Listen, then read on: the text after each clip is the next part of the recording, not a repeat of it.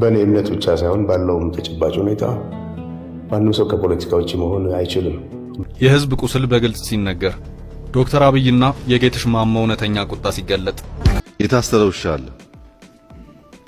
ይሄ የታሰረ ውሻ እኔ የሚጸጽተኝ እሱን በማወቅ እግዚአብሔር እና እኔ እሱን ያገናኘን ቀን ነው በጣም የሚጸጽተኝ። ባይሆን ደስ የሚለኝ ምክንያቱም እንደዚህ ጨካኝ አንዳንድ ጊዜ እኮ ይህ ኢትዮሪካ አልበም አሁንም ኢትዮጵያውያንን እያመሰ ይገኛል። ከቴዲ አፍሮ አልበም ጋር በተያያዘ በርካታ ሰዎች መታሰራቸው ተሰማ። ያልተጠበቀ ነገሮችንም እየሰማን ነው። ተጠይነ ጋበስኩ በጣም አመሰግናለሁ ጌትሽ። እሺ በሳይኔም አመሰግናለሁ። ምናልባት ከቴዲ አፍሮ ጋር ጌትሽ ማሞ ያልተጠበቁ ነገሮችንም ተናግሯል። ወይ ዳንተ አትንገረኝ ማንነቷን ምጥ አታስተምርም ልጅናቷን ብሎ አዚሟል። ጠቅላይ ሚኒስትሩም ያልተጠበቁ አይነት ምላሾችንም ሰጥቷል። ህይወት እስኪለወጥ በሙሉ ልብ በሙሉ አቅም ስራችንን እንሰራለን። አሁን ቅኔው የተፈታ ይመስላል።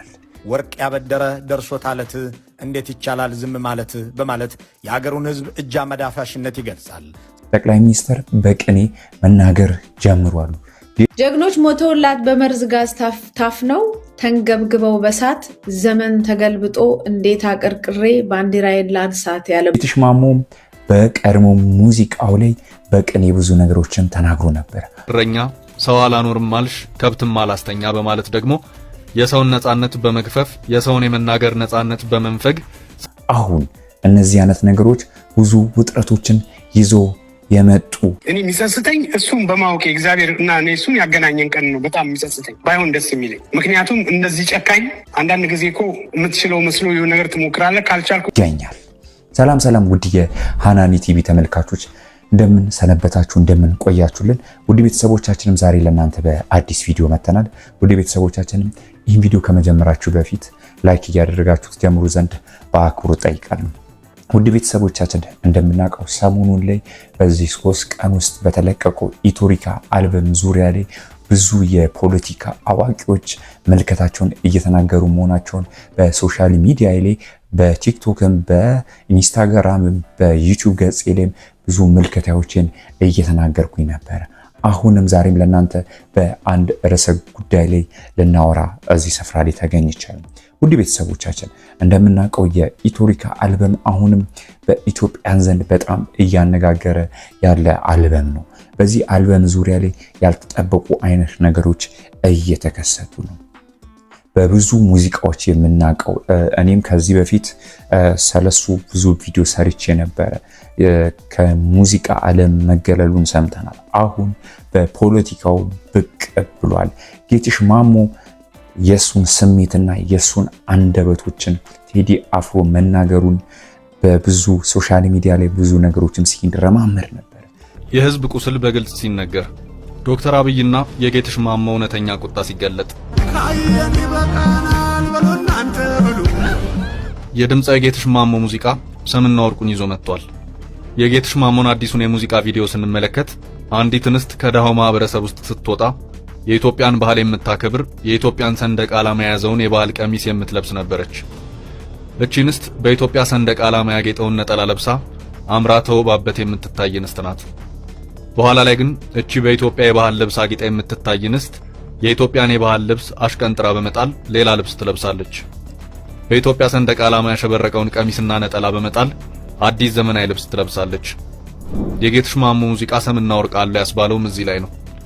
ለመሆኑ እቺ በኢትዮጵያ ሰንደቅ ዓላማ ያሸበረቀ የባህል ልብስ ለብሳ ከደሃው ማህበረሰብ ጋር በትህትና የምትኖር በኋላ ላይ ያን የኢትዮጵያን የባህል ልብስ አሽቀንጥራ በመጣል ዘመናዊ ልብስ እየለበሰች አብሯት የኖረውን የደሃው ማህበረሰብ የምትንቅ ቁጡ፣ ግልፍተኛ፣ ተናዳጅ የሆነች ገጸ ባህሪ ማን ትሆን? ጌትሽ ማሞ በጠቅላይ ሚኒስትር አብይ አገዛዝ ተስፋው የተሟጠጠ ይመስላል። በሙዚቃዎቹም ትችት እያቀረበ ይገኛል።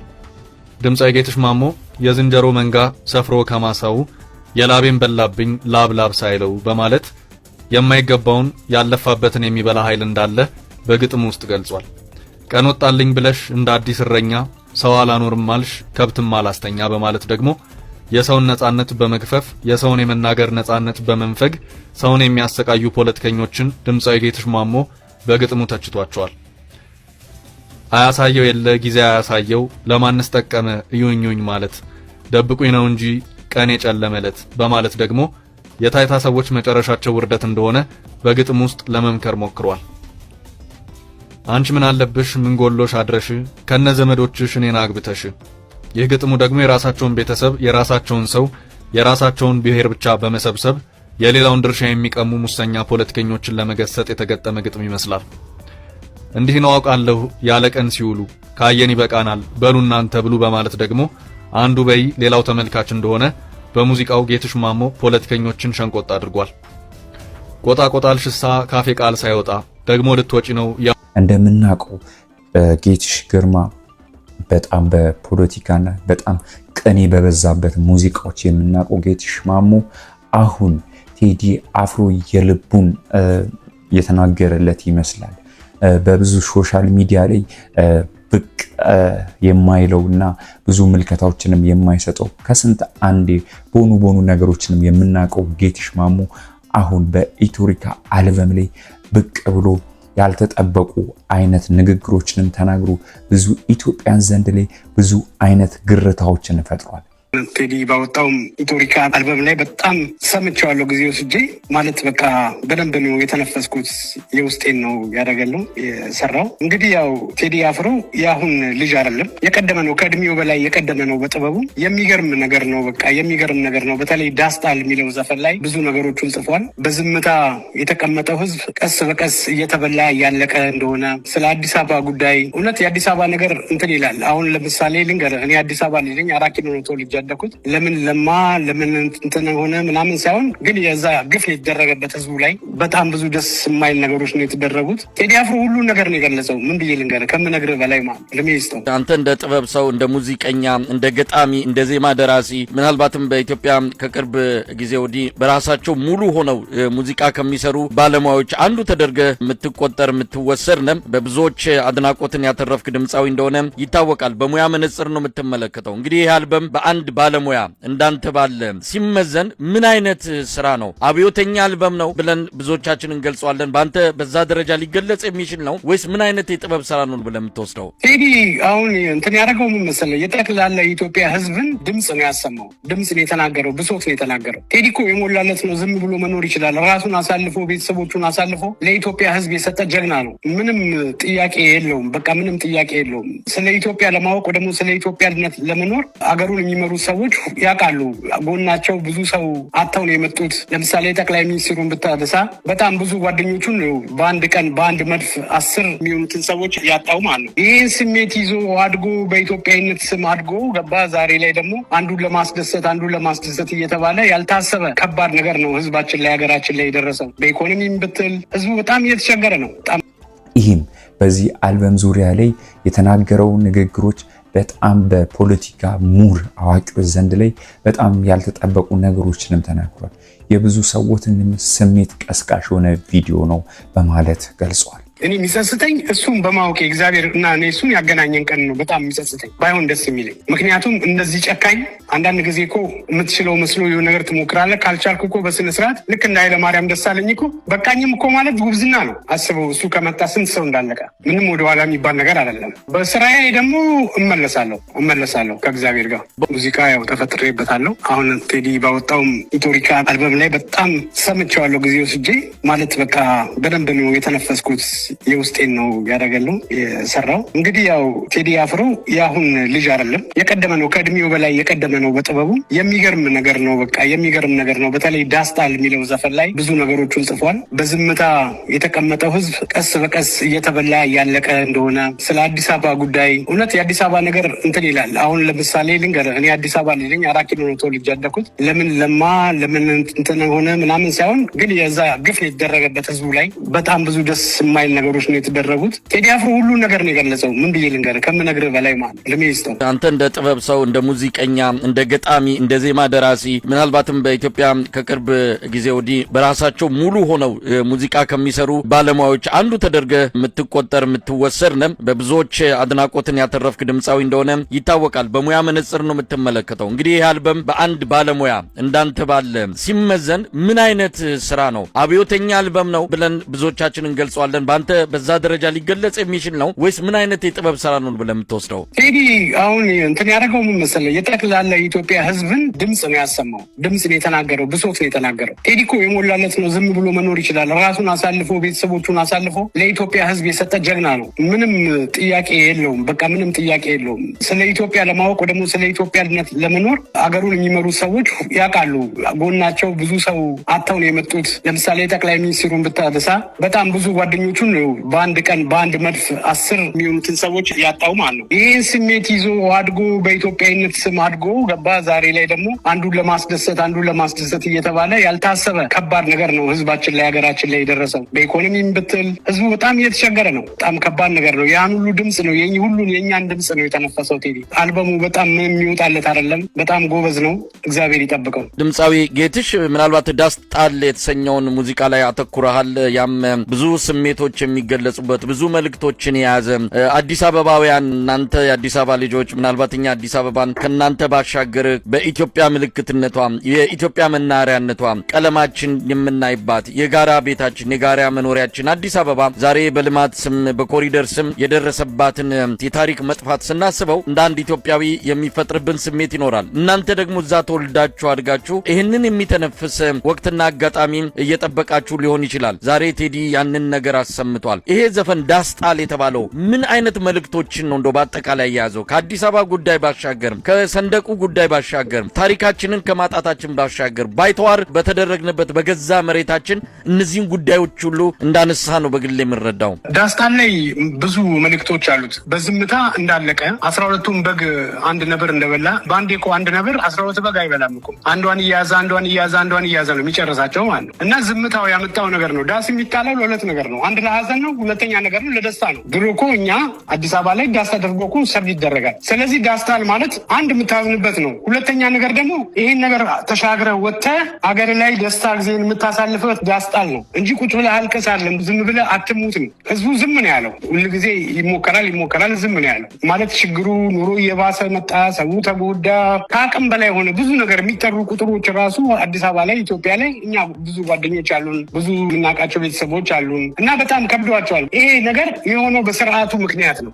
ለነብስ ቢሆን አተሳሳ ነው ለአንድ ነፍሴ ብሏል እኮ እሱ። ከፈለጋችሁ ግደሉኝ ማለት ነው። እኔ ዝም አይደለም ነው። ከሀገር ወዳድ ከአንድ ጥበበኛ የሚጠበቅ ባህሪ ነው። ቴዎድሮስ ካሳሁን ዛሬ ብቻ አይደለም ስለ ኢትዮጵያ ሁል ጊዜ ቀኝ እጅ ነው። ይሄኛው ዘፈን በጣም ብዙ ነገር አለው። ብዙ ነገር አለው። ከዚህ በፊት ይቅር እንባባል ምናምን የሚል ነገር ነው የሚለው። በሰንደቋን ከፍ እናድርግ ምናምን ነው። ቢያንስ በይቅርታ የሚሸነፍ ነገር አለ ማለት ነው። ዛሬ ግን ሀገር ሞታለች እያለ ነው። በዝምታችን ሀገራችን እየፈረሰች ነው። በዝምታችን በየማይሆን ነገር ውስጥ ሀገራችን እየገባች ነው። ዝምታ አይበጅም እያለ ነው እና በጣም ከባድ ነገር ነው። እኔ በጣም ለሱ ያለኝ ክብር ትልቅ ነው። እንደው ድምፃዊ ጌትሽ በቅርበት ትተዋወቅ ቴዲ አፍሮ ጋር ሰሞኑንም በተለይ በብልጽግና መንደር አካባቢ በሰፊው እንደ አንድ ጉዳይ አድርገው ሲያነሱት ነበር። ገበያውን ፍለጋ ነው ከገበያ አንጻር የሚታይ ነው ብለው ሊያቃልሉት ሊያሳንሱት ይሞክሩ አሉ። እንደው በቅርበት የምታውቀው ከሆነ ቴዲ አፍሮ እንዲህ አይነት አጋጣሚዎችን ጠብቆ የሚያወጣው ገበያ ፍለጋ ተደማጭ ለመሆን የህዝብ ተወዳጅነትን ለማትረፍ ወይስ በትክክል የሚያምንበትን ነው? እሱ እኮ ብሎሃል እኮ ዘፈኑ ላይም ብሏል እኮ እስከዛሬ ዝም ያልኩት ያልፋል ይሻሻላል ብዬ ነው። ለካ በዝምታ ዝም ብዬ ማለቅም አለ እያለ ነው እኮ ቴዲ አፍሮ። እንደዚህ ገበያ ገንዘብ ምናምን አይደለም። ኦልሬዲ እኮ ገንዘብ አለው እሱ። ምንም ችግር የለበትም። የገንዘብ ችግር የለበትም። ባለው ነገር መኖር ይችላል ከቤተሰቦቹ ጋር። በዛ ላይ ደግሞ ጥሩ ጭንቅላት ያለው ልጅ ነው። ብዙ አይዲያዎች ልክ እንደ ዘፈኑም ሌላም ነገር ክሬት ማድረግ ይችላል። እንደዚህ የሚሉት ራሳቸው ለገንዘብ የኖሩ ለሆዳቸው የኖሩ ሆዳደሮች ናቸው። ሲጀመር ምን ሰው አለ? አሁን ምንም ሰው አለ እዚህ ይሄ መንግስት ምን ሰው አለው? ሲጀመር ካሙዙን ምክር ቤት ታስገባ ከሆነ እኮ አለቀ። አይ እንግዲህ ፖለቲካ ላይ ገብቷል። ፖለቲካ ላይ የገባ ሰው ያው ሊተችም ነው። ፖለቲከኛ ከሆንክ ወስነ አምነበት የገባኸው ነው። እንዲህ አይነት ትችትን ጨምሮ ሌሎች ነገሮችን ትቀበላለህ። ካሙዙ ምርጫው አድርጎ ብልጽግና ሆኗል። ብልጽግና መሆን ብቻ ሳይሆን የፊት ግንባር ሆኖ ሌሎችን እንዲያሸማቀቅ በሌሎች ላይ ዘለፋዎች እንዲያቀርብ በአገዛዙ ተልኮ ተሰጥቶት የወጣ ስለመሆኑ ምንም ጥርጥር የለውም። ካሙዙ ሲጀመር እንደዚህ ሰውን የሚማሸማቀቅ አይምሮ ምናምን ያለው ልጅ አይደለም። ሌላ ልጅ ነው። ካሙዙ የተፈለገበት ብቻ ምክንያት የደቡብ ወጣቶችን ወታደር ለማድረግ ነው። ሌላ ነገር አይደለም። ምንም ሌላ ነገር አይደለም እኮ ኦልሬዲ እኮ እንደዛ ነው እኮ እንጂ ካሙዙ እንደዚህ ሰውን ለማሸማቀቅ በል እያሉት ነው እንጂ ካሙዙ ምንም እንደዚህ አይነት ነገር ውስጥ ካሙዙ ለእኔ በጣም ወንድሜ ነው፣ ጓደኛዬ ነው። ግን ከሀገር አይበልጥም፣ ከልጅ አይበልጥም፣ ከቤተሰብ አይበልጥም። ለእኔ ቤተሰብ ዛሬ ሰው ሀገር ላይ ስኖር ምን እንደሚሰማኝ እኔ የማውቀው። ካሙዙም እንደዚህ አይደለም። በቃ ሰውየው ሰው ማጣት ነው። ሰው በቃ ማጣት ሰው ሁሉ እኔ ደስ ያለኝ የቴዲ አፍሮ ዘፈን በይበልጥ ካስተላለፈው ነገር ሚሳኤል አይደለም የሚተኩሰው ምናምን ይላሉ። ሚሳኤል ይለቅ ነው ምናምን ይላሉ። ለኔ ሚሳኤል ነው። ቢያንስ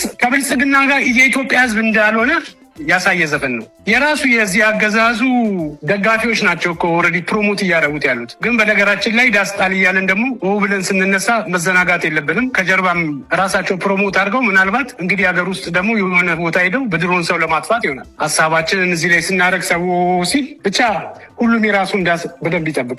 እንደው ጌትሽ አንተን አግኝቶ በቀላሉ መላቀቅ ያለ አይመስለኝም። ዳስጣል ላይ እኔ በግል እንግዲህ እንዳንድ ተደራሲ እንዳንድ የሙዚቃ አፍቃሪ በተለይ ከቅርብ ጊዜ ወዲህ ከሀገር ጋር የተያዙ ሙዚቃዎችን በጣም ነው የምከታተለውና ማዳምጠው። በአንተ ሙዚቃዎችም በሚገባ እንድመሰጥ ያደረገኝ እንዲህ አይነት ጉዳዮችን ታነሳለህ። ያንተን 2-3 ነጠላ ዜማዎችን መጥቀስ እችላለሁ። የህዝብ ሮሮ፣ የህዝብ ስሜት በሚገባ ነው የምታቀነቅነው። ራስህ ገጥመህ ራስህ ዜማውን ሰርተህ በራስህ ወጪ ብዙ ነገሮችን አድርገህ ነው። ይህንንም በዚህ አጋጣሚ ምስጋናም ለአንተ ማቅረብ የሚገባ ጉዳይ ነው። አብይ አህመድ ደግሞ አብሮ አደግ ከአንተ ጋር ተያይዞ ብዙ ታሪክ ሲገለጽ ነበር። ግን አብይ አህመድ ለአንተ አይነቱም እንኳን የማይራራ እንደሆነ ተሰደህ ሀገርን ጥለህ እዚህ በአሜሪካ ኑሮ መጀመር በራሱ የሚያሳየው አብይ አህመድ ምንም አይነት ምህረት የሌለው ርራሄ የማያሳይ ሰው እንደሆነ ከአንተ በላይ ምስክር ሊኖር የሚችል አይደለም። ግን አንተ ፖለቲካ በመስፈን ትጸጸታለህ። ዘፈንኮ ፖለቲካ እንደሆነ መቼም አሁን ላይ የምታስተባብለው አይደለም። ግን የኪነ ጥበብ ሰዎች አርቲስቶች ከፖለቲካ መራቅ አለባቸው። እሱ በአንድ ወቅት ላይ ብሎታል አብይ አህመድ። ፖለቲካ በመስፈንና ለዚህ በመብቃት ትጸጸታለህ? አልጸጸትም። እኔ የፈለገ ነገር ችግር ቢገጥመኝ ወንድ ልጅ ለቤተሰቤ አላንስም። እየሰራው ነው። የሚገርመው አሁን እዚህ ሪችመንድ የሚባል ሀገር ነው ያለሁት። ሜሪ ትራንስፖርት ነው የምሰራው። በደህና ጊዜ ለሽርሽር የለመድኩት ሹፌርነት ዛሬ እንጀራ ሆኖኛል። እየሰራው ነው ማለት ኢትዮጵያ የምትል ዘፋኝ ስትሆንም ባይዘዌ ብዙ ትገፋለህ። ግን እኔ የምነግርህ ነገር ማን ነው መቼም አልጸጸትም። የሚጸጽተኝ እኔ እንደውም ማን ነው አብይ አህመድን ማወቄ ነው የሚጸጽተኝ። እኔ ስም ከዚህ ሰውዬ ጋር መጠራቱ ነው የሚጸጽተኝ። ንገረኝ ካልከኝ ማለት እኔ የሚጸጽተኝ እሱም በማወቄ እግዚአብሔር እና እኔ እሱን ያገናኘን ቀን ነው በጣም የሚጸጽተኝ። ባይሆን ደስ የሚለኝ ምክንያቱም እነዚህ ጨካኝ አንዳንድ ጊዜ እኮ የምትችለው መስሎ የሆነ ነገር ትሞክራለህ። ካልቻልኩ እኮ በስነ ስርዓት ልክ እንደ ኃይለማርያም ደሳለኝ እኮ በቃኝም እኮ ማለት ጉብዝና ነው። አስበው እሱ ከመጣ ስንት ሰው እንዳለቀ። ምንም ወደኋላ የሚባል ነገር አይደለም። በስራዬ ደግሞ እመለሳለሁ ከእግዚአብሔር ጋር። በእውነት በጉጉት ነው የምንጠብቀው። ምክንያቱም ስለ ሀገር ስለ ወገን የሚቆረቆሩ ድምፃውያን ድምፃቸው እያነሰ ቁጥራቸው እያነሰ ነው ያለው። አገሪቱ በእንደዚህ አይነት በብዙ ቀውሶች ነፍሷ ሲጥ ተደርጎ በተያዘበት ወቅት ኮረንቲንና ጌትሽ ማሞ እንደተናገረው የቴዲ አፍሮ አልበም ሙሉን ሰምቻለሁ። ሁሉም ኢትዮጵያነታችንን የሚገልጽ ነው። ሁላችንም አመቀን ያዝነውን ስሜታችንን በአንድ አልበም ገልጾልናል አለ። ከዛም ባለፈ በአንድ አልበም ብቻም ሳይሆን ኢትዮሪካ አልበም ላይ የተካተተው ሙዚቃ አለ። ዳስጣሉላት የሚለው አልበም ውስጥ ያለው አንድ ነጠላ ዜማ ብዙ ኢትዮጵያውያንን እያመሰና ብዙ ኢትዮጵያውያንን እያነጋገረ ያለው አልበም መሆኑን እናውቃለን። በዚህ አልበም ዙሪያ ላይ ብዙ ፖለቲከኞች ብዙ ነገሮችን እየተናገሩ ነው። አሁንም ጌትሽ ማሞ ያልተጠበቁ አይነት ንግግሮችንም ተናግሯል። በብዙ አንግልም የሚሰማውንም የተሰማውንም ነገሮችንም በአጭር ጊዜ ውስጥ ተናግሯል። እኛም የሱን ሐሳቦች የሱን ምልከታዎችንም ተረድተን ከናንተ ጋር እንድናወራ ፈልጌ ነው። እንደምናውቀው ጌትሽ ማሞን በሶሻል ሚዲያ ላይ እናውቀዋለን። በተለይ በሙዚቃዎቹ በጣም የምንወደው ነውና ባለፈውም እኔም እንዳጋጣሚ አንድ መረጃ ለእናንተ ለቅቄላችሁ ነበረ። ከዘፈን ዓለም መውጣቱን ተናግሮ ነበረ። አሁን በዚህ ላይ የቴዲ አፍሮ ሙዚቃ ሙሉ በሙሉ መስማቱንና ሙሉ ስሜቱን ቴዲ አፍሮ እንደ ተናገረለት ገልጿል። አሁንስ ይህ አልበም አሁንም ከብዙ አንገል ብዙ ነገሮችንም እያተረማመሰ ይገኛል። ዶክተር አብይም ያልተጠበቁ አይነት ንግግሮችንም እየተናገሩ ነው። ቀኔ አዘል ንግግሮችንም እየተናገሩ ነው። እናንተስ በዚህ ኢትዮሪካ አልበም ዙሪያ ላይ ምን አይነት ስሜቶች እየተሰማችሁ ነው? ምን አይነት ፊሊንጎች እየሰማችሁ ነው? ብዙ ጊዜ ማውራት የሚከብዱ ነገሮች አሉ። ወደ ሚዲያም ወደ ተለያዩ ነገር መውጣት ማውራት ውስጣችን ላይ አምቀን የምንይዛቸው ነገሮች አሉ። እኔ እንደምታውቁት የሙዚቃ አድማጭ እንዳልሆንኩኝ ብዙ ሰዓት ነግሬያቸዋል። ግን ሶሻል ሚዲያ ላይ የሚራማመደውን ነገሮች ለእናንተም ካልሰማችሁ ትሰሙ ዘንድ ነው ማቀርብላችሁ። ውድ ቤተሰቦችን ተከታትለን አዳዲስ መረጃዎች ካሉ ለእናንተ የምናደርሳችሁ ይሆናል። ውድ ቤተሰቦቻችን እስካሁን ስለተከታተላችሁን እጅግ አድርገን እናመሰግናለን። ሁሌም እንደምንላችሁ የኢትዮጵያን ሰላም ያደርግልን። እናመሰግናለን።